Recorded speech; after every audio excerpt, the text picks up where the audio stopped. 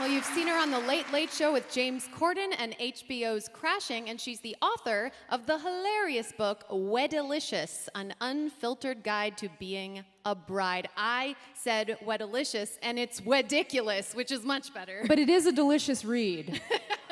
Please welcome Full circle. the very funny Jamie Lee. Hi. Hello. How are you, Dallas? How's it going? I feel it. I'm actually from Dallas, so it's so great to be back in my city. Just a quick confession, I've been eating way too much queso since I've been back. Just vats of cheese. And as a result, I have a food baby. You guys heard that term? I'm like, I actually hate the term food baby. I'm like, the only time it would be cool to have a food baby is if you got treated the same way someone pregnant with a real baby got treated. You know, you got all those perks from society. Someone just like gives up their seat to you on the bus. They're like, oh my God, what are you having? You're like, had carnitas with guac. Yeah, it was pretty emotional, actually. They're like, well, you're glowing. I'm like, well, it had hot sauce, so. They're like, oh my God, when are you due? I'm like, half an hour. Might be premature if we have coffee. We're not sure. We didn't want to know. We wanted to wait to find out. I'm really excited that we're all here experiencing this show, because like, I think we can admit that outside of these walls, you know, the world is pretty tense right now, right? Clap it up for weird times. We're living in them. Let's acknowledge it.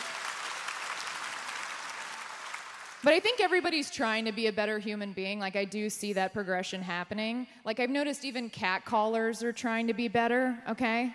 The other day I was walking down the street after an audition, and this guy just shouted at me, dang girl, you're too cute for all that makeup.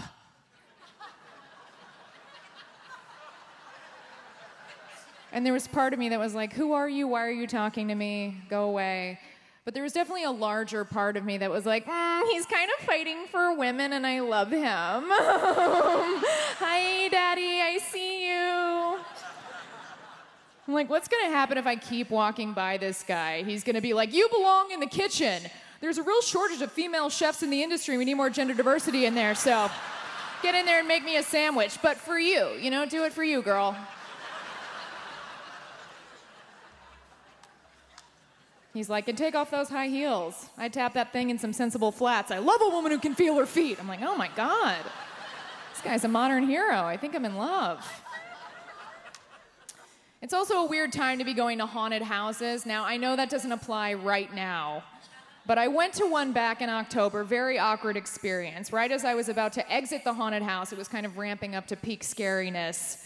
This one final monster jumped out. He got right in my face, and I was just like, ugh. It startled me so bad that I just screamed in the moment, oh my God, I feel violated. And then he goes, I didn't even touch you. And I was like, wow, we are living in such a #MeToo era that this guy felt the need to defend himself immediately, but wasn't willing to break character to do so. Now that's a level of commitment I can get behind. I want to see this guy at the Women's March being like, who runs the world? Ghouls! You're like, all right. Let's calm down, Todd. It's a bit much. But it kind of dawned on me in that moment, like, oh, it'd be a bummer if we get to a place in society where this guy can't just do his job as a haunted house monster. Like, his job is to make me feel unsafe and threatened. It would be so boring if he had to be like, is this okay? Is this okay? I want to respect your boundaries. And I'd be like, let's just make out already. These tickets were expensive. I don't want to do this. You're very terrifying. I've decided that Halloween is my least favorite holiday. And I think the reason is because the conceit of Halloween is that you're supposed to like dress up and paint your face. I'm like, oh, that's just every day as a woman. Every day is low-key Halloween for us. I was at a Halloween party back in October and this guy was complaining to me. He's like, yeah, it took me 2 hours to become a Ninja Turtle.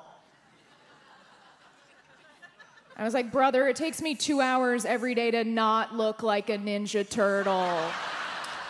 Climb back in your sewer, Donatella. No one asked you, all right? Quit appropriating my struggle. My culture is not your costume. Do you understand? Go away. Go hang out with April. I'm at a real crossroads with makeup application at this point in my life. I love it and I hate it. I don't know how I'm supposed to feel about it. It's just gotten so extreme. Makeup has gotten so extreme with Instagram culture, you know? It's just heavy contouring and lash extensions.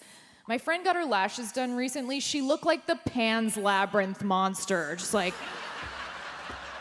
coming towards me. She's like, they're all natural. I'm like, they're holding a beer, Denise. What are we even talking about? She's like, girl, you're just jealous, all right? Peace out. Talk to the lash. It's eleganza. That's my time. I'm Jamie Lee. I love you guys. Bye.